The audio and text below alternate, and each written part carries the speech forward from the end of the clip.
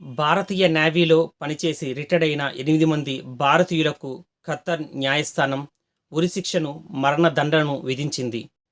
అసలు భారతీయులకు ఖతర్ న్యాయస్థానం మరణదండన ఎలా విధించింది? దీని వెనుకున్న కథేంటి? ఇప్పుడు తెలుసుకుందాం. భారత నేవీలో పనిచేసి రిటైర్డ్ అయిన 8 మంది భారత నేవీ సిబ్బంది తమ కుటుంబాలతో ఖత్తర్‌లో ఉంటున్నారు. ఈ 8 మంది భారతీయులు ఖత్తర్‌లోని ఒక కన్సల్టెన్సీ లిమిటెడ్ కంపెనీలో పనిచేస్తున్నారు. ఈ కన్సల్టెన్సీ లిమిటెడ్ కంపెనీ విడి భాగాలను తయారు చేస్తుంది. ఆ విడి భాగాలను ఖత్తర్‌లో సబ్‌మెరైన్‌లు తయారు చేసే కంపెనీకి అమ్ముతుంది. ఆ విడి భాగాలు తయారు చేసే కంపెనీలో పనిచేస్తున్న ఈ 8 మంది భారతీయులకి ఖత్తర్ న్యాయస్థానం మరణదండన విధించింది. ఖత్తర్‌లో అధికారమంతా ఒక రాచకుటుంబం చేతిలో ఉంటుంది. ఆ రాచకుటుంబం చేతిలోనే ఖత్తర్ ప్రభుత్వం కానీ, ఖత్తర్ న్యాయస్థానాలు కానీ, అక్కడ వ్యవస్థ కానీ ఉంటుంది. మరి ఈ 8 మంది భారతీయులకు ఖత్తర్ న్యాయస్థానం మరణదండన ఎందుకు విధించింది? దాని వెనుకున్న కారణం ఏమిటి? అన్నది ఒకసారి చూస్తే, ఖత్తర్ న్యాయస్థానం చెబుతున్న దాని ప్రకారం ఈ భారతీయులు 8 మందిను ఇజ్రాయెల్‌కి స్పైగా పనిచేస్తున్నారు అన్నది వారు అభియోగించిన నేరం. గత సంవత్సరం 2022 ఆగస్టు 20వ తేదీన ఖత్తర్ ప్రభుత్వం 8 మంది భారతీయులను అరెస్ట్ చేసింది. 14 నెలల పాటు వీరిని జైల్లోనే ఉంచింది. ఇప్పుడు ఉన్నట్టుండి ఎటువంటి విచారణ జరపకుండా ఒక్కసారిగా వీరికి మరణశిక్షను విధించింది.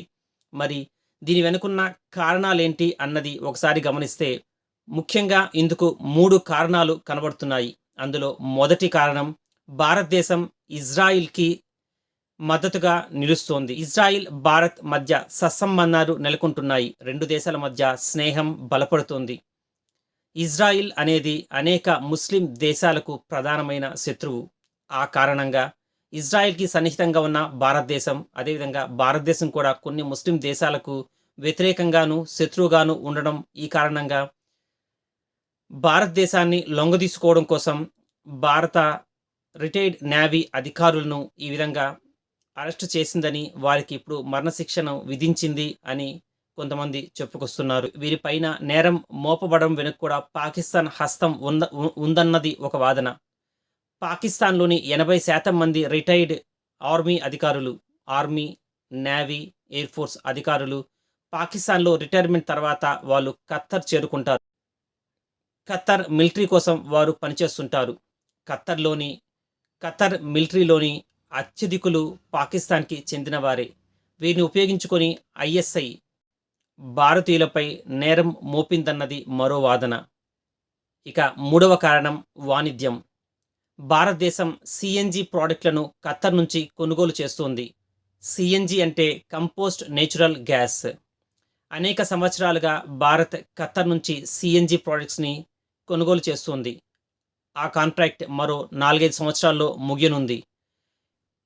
తదనంతరం భారతదేశం ఖత్తర్ నుంచి ఈ సిఎన్జి ప్రాడక్ట్‌ని కొనుగోలు చేసే ఒప్పందాన్ని రద్దు చేసుకునే ఆలోచనలో ఉన్నట్టు ఖత్తర్ అధికారులకు ఉన్న సమాచారం.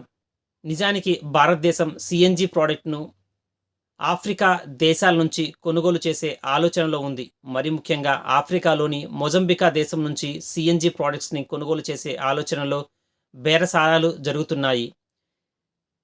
సిఎన్జి ప్రాడక్ట్స్‌ని లేక పెట్రోలియం ప్రాడక్ట్స్‌ని కేవలం ఒక దేశం నుంచే కొనడం వలన అనేక ఇబ్బందులు ఎదుర్కొంటాయని భారతదేశం ఈ మధ్యలోనే తెలుసుకుంది. ఆ కారణంగా పెట్రోలియం ప్రాడక్ట్స్‌ని, అదేవిధంగా సిఎన్జి ప్రాడక్ట్స్‌ని వివిధ దేశాల నుంచి కొనుగోలు చేసే ఆలోచనకు పదును పెట్టింది. మరి భారతదేశం లాంటి అత్యంత పెద్ద దేశం తమ సిఎన్జి ప్రాడక్ట్స్‌ని కొనుగోలు చేయకపోతే ఖత్తర్ కొన్ని ఇబ్బందులు ఎదుర్కోవాల్సి ఉంటుంది. ఆ కారణంగా భారత్‌ని తన కాళ్ళ వద్దకు తీసుకొనొచ్చే ప్రయత్నంలో భాగంగానే భారతదేశానికి చెందిన ఈ 8 మంది రిటైర్డ్ నేవీ అధికారులని ఖత్తర్ ప్రభుత్వం నేరం మోపి వారిని బంధించి మరణశిక్ష విధించి ఉండవచ్చును అన్నది మరికొందరి వాదన.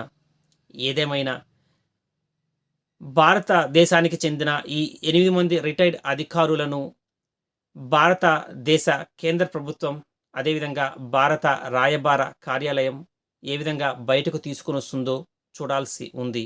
మన దౌత్యం ఎంతవరకు పనిచేస్తుంది? ఈ 8 మంది అధికారులను అత్యంత జాగ్రత్తగా తిరిగి మన దేశానికి ఎలా తీసుకొని రాగలుగుతుందో చూద్దాం.